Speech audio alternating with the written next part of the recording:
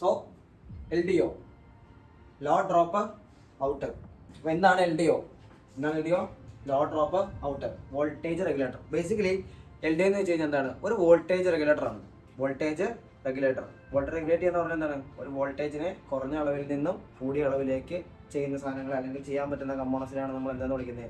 Voltage regulator എന്ന് വിളിക്കുന്നത്. അപ്പോൾ LDO എന്ന് പറഞ്ഞാൽ നമ്മുടെ മൊബൈൽ ഫോണിൽ യൂസ് ചെയ്യുന്ന ഒരു കമ്പോണന്റ് ആണ്. LDOന്റെ മെയിൻ പ്രത്യേകത പറഞ്ഞിട്ടുണ്ട്, വോൾട്ടേജ് റെഗുലേറ്റർ. അത് മാത്രമല്ല അതിന്റെ ഫുൾ ഫോം എന്ന് പറഞ്ഞാൽ ലോ ഡ്രോപ്പ് ഔട്ട് എന്ന് നടക്കുന്നുണ്ട്. Low drop out which means എന്തോ ഒരു സാധനത്തിനെ ലോ ആക്കിയിട്ട് ഔട്ടിലേക്ക് ഡ്രോപ്പ് ചെയ്യുന്നുണ്ട്. അതാണ് ആ വേർഡ്, ലോ ഡ്രോപ്പ് ഔട്ട്. അപ്പോൾ എന്താണ് LDO, എന്തിനാണ് മൊബൈൽ ഫോണിൽ യൂസ് ചെയ്യുന്നത് ജസ്റ്റ് നോക്കി നോക്കാം കേട്ടോ.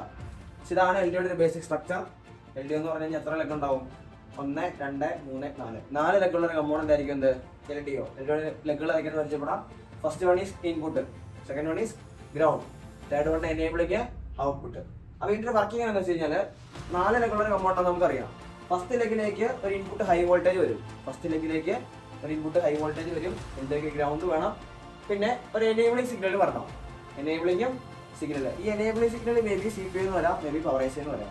അപ്പോൾ എപ്പോഴാണോ ഈ എനേബിൾ സിഗ്നൽ വരുന്നത് ആ ഒരു സമയത്ത് ഇൻപുട്ടിലുള്ള ഒരു ഹൈ വോൾട്ടേജിനെ എനേബിൾ സിഗ്നൽ വരുന്നതിനനുസരിച്ച് കുറയ്ക്കും. കാരണം ഓൾറെഡി നമ്മൾ പറഞ്ഞു വോൾട്ടേജ് റെഗുലേറ്റർ ആണെന്ന് പറഞ്ഞു.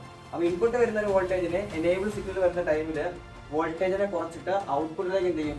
ഔട്ട്പുട്ടിലേക്ക് ഡ്രോപ്പ് ചെയ്ത് കൊടുക്കും. അപ്പോൾ ഓൾറെഡി വോൾട്ടേജ് കുറയുകയും ചെയ്തു. അപ്പോൾ നമുക്ക് ആവശ്യമുള്ള സമയത്ത് നമുക്ക് എന്ത് ചെയ്യാൻ പറ്റി? ഔട്ട്പുട്ടിലേക്ക് കൊടുക്കാനും പറ്റി. ഫോർ എക്സാമ്പിൾ നമ്മുടെ ഫോണിനകത്ത് വരുന്ന ക്യാമറയിലേക്ക് വോൾട്ടേജ് എപ്പോഴും കൊണ്ട് ആവശ്യമുണ്ടോ? ഇല്ല. ക്യാമറയിലേക്ക് വോൾട്ടേജ് നമ്മൾ എപ്പോൾ പോയാൽ മതി? ക്യാമറ വർക്ക് ചെയ്യുന്ന ടൈമിൽ മാത്രം പോയാൽ മതി. അപ്പോൾ ആ ഒരു ക്യാമറയിലേക്കുള്ള വോൾട്ടേജിനെ ഡ്രൈവ് ചെയ്യാൻ വേണ്ടി നമുക്ക് എന്ത് വയ്ക്കാം? LDOs വയ്ക്കാൻ പറ്റും. എന്നിട്ട് എനേബിളിംഗ് നമുക്ക് CPU കൊടുക്കാൻ പറ്റും. അപ്പോൾ ഇൻപുട്ടിൽ ഓൾറെഡി ഒരു VPH വോൾട്ടേജ് വന്ന് നിൽക്കാമെന്ന് വിചാരിക്കാം. ഇൻപുട്ടിൽ ഓൾറെഡി ഒരു VPH വോൾട്ടേജ് നിൽക്കുകയാണ്. നമുക്ക് ക്യാമറ ഓൺ ആക്കാൻ വേണ്ടി മാത്രം ഔട്ട്പുട്ട് പോയാൽ മതി. അപ്പോൾ എന്ത് സംഭവിക്കും? VPH എന്ന് പറഞ്ഞാൽ നമുക്കറിയാം അറൗണ്ട് 3.2 മുതൽ 4 വോൾട്ട് വരണം. ക്യാമറ വർക്ക് ചെയ്യാൻ വേണ്ടത് 1.8 ആണെന്ന് വിചാരിക്കാം. അപ്പോൾ ഇൻപുട്ടിലേക്ക് നമ്മൾ എന്ത് ചെയ്യുന്നു? VPH കൊടുത്തു വയ്ക്കുന്നു. എന്നിട്ട് ക്യാമറ ഓൺ ആകുന്ന ടൈമിൽ എനേബിളിംഗ് വരുന്നു. എനേബിളിംഗ് വരുന്ന ടൈമിൽ എന്ത് സംഭവിക്കും? ഇവിടെയുള്ള ആ 3 അല്ലെങ്കിൽ 4 വോൾട്ടേജിനെ കുറച്ച് 1.8 ആക്കി എനേബിളിംഗ് വരുമ്പോൾ എന്ത് ചെയ്യും? ഔട്ട്പുട്ടിൽ ക്യാമറയ്ക്ക് കൊടുക്കും. അപ്പോൾ ക്യാമറ എന്താവും? വർക്കാവും.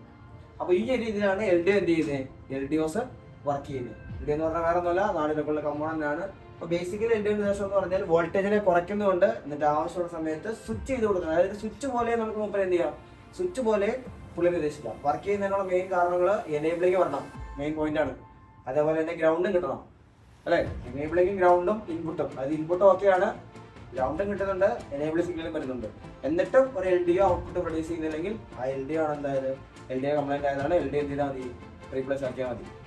സത്രമുള്ള LDOസിനെ പറ്റി പഠിക്കാൻ വേറെ കാര്യമായി ഇതിലൊന്നും പറയാനില്ല. അപ്പോൾ ആർക്കെങ്കിലും എന്തെങ്കിലും ഡൗട്ട്സോ കാര്യങ്ങളൊക്കെ ഉണ്ടെങ്കിൽ കമന്റ് ഇട്ടാൽ മതി, നമ്മൾ റിപ്ലൈസ് തരാം. അത് മാത്രമല്ല ആർക്കെങ്കിലും ഇങ്ങനത്തെ ടോപ്പിക്സ് പഠിക്കാനുണ്ടെങ്കിൽ അല്ലെങ്കിൽ ഏതെങ്കിലും ഇതേപോലുള്ള കമ്പോണന്റുകളെ പറ്റിയോ ടോപ്പിക്സിനെ പറ്റി എന്തെങ്കിലുമൊക്കെ സംശയങ്ങളോ ഡൗട്ട്സ് ഒക്കെ ഉണ്ടെങ്കിൽ ജസ്റ്റ് കമന്റ് ബോക്സിൽ മെൻഷൻ ചെയ്യാം. നമുക്ക് ടൈം കിട്ടുന്ന നമ്മൾ എന്ത് ചെയ്യാം? ഇതേപോലുള്ള ഓരോരോ വീഡിയോസ് അപ്ലോഡ് ചെയ്യാം. അത് മാത്രമല്ല ഇങ്ങനത്തെ കണ്ടന്റ് കിട്ടണമെന്നുണ്ടെങ്കിൽ ജസ്റ്റ് ചാനൽ സബ് ചെയ്ത് നോക്കാം. ഓക്കെ, ആർക്കെങ്കിലും കോഴ്സ് പഠിക്കാൻ താല്പര്യമുണ്ടെങ്കിൽ നമ്മളോട്ട് കോൺടാക്ട് ചെയ്യാം.